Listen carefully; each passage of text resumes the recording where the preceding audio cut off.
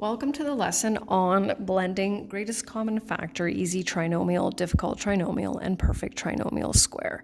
This is where we can combine GCF with all three of the trinomial types. So it's really important at this stage to have a solid understanding of what all four of them mean, how to recognize them, and how to factor them before we blend. So let's get started. So first one, we look at 2m squared minus m minus 10. Nothing divides evenly into all three. So we know, of course, it's not going to be greatest common factor. The fact that this is greater than 1 means it is not an easy trinomial. And so the sign pattern indicates that it's a difficult trinomial. So we are going to set this up as a difficult trinomial. So when I factor these, I start with what I know.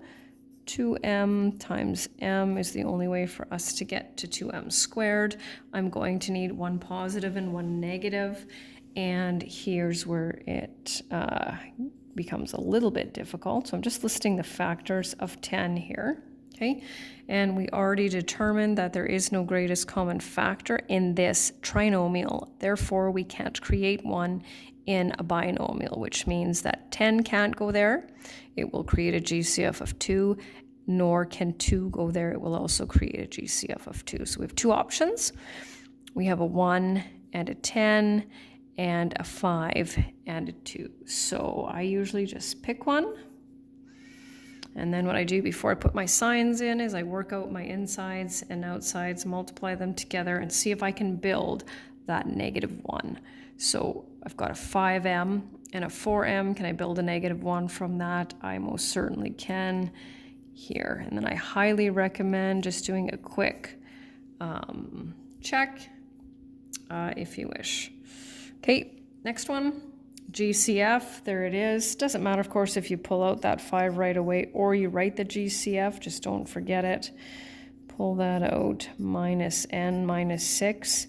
And then, of course, your job is to look at what's remaining in brackets and say to yourself, okay, can I factor this further? So it looks like that it has an easy trinomial setup. So we'll see if we can find two factors that give us the product of negative 6 and the sum of negative 1. And we most certainly can do that. We bring down that greatest common factor. And we have an easy trinomial.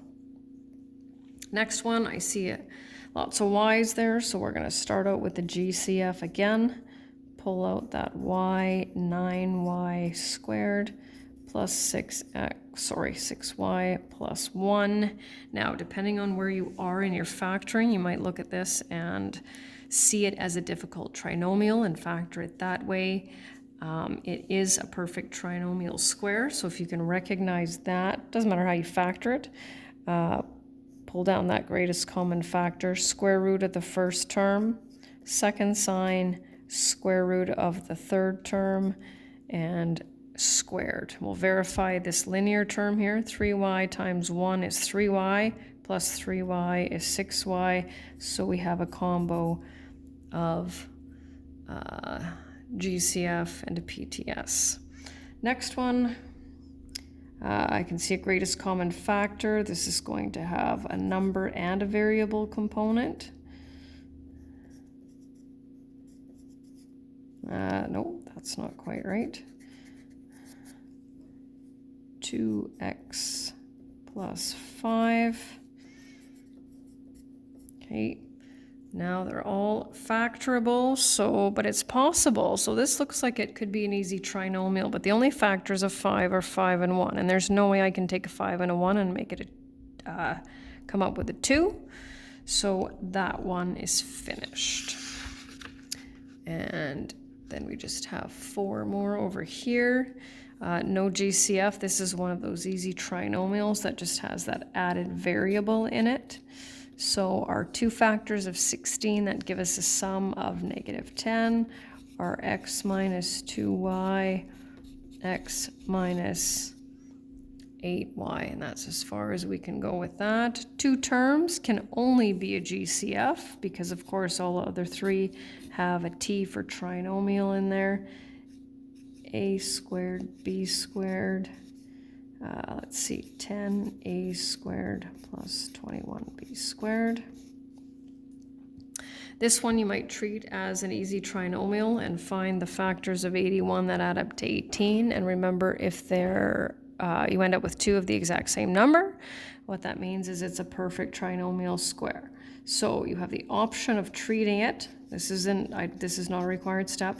Treating it like an easy trinomial, and then before you write anything, recognize that because they're identical, it is actually a perfect trinomial square. And last but not least, pulling out a GCF of 2.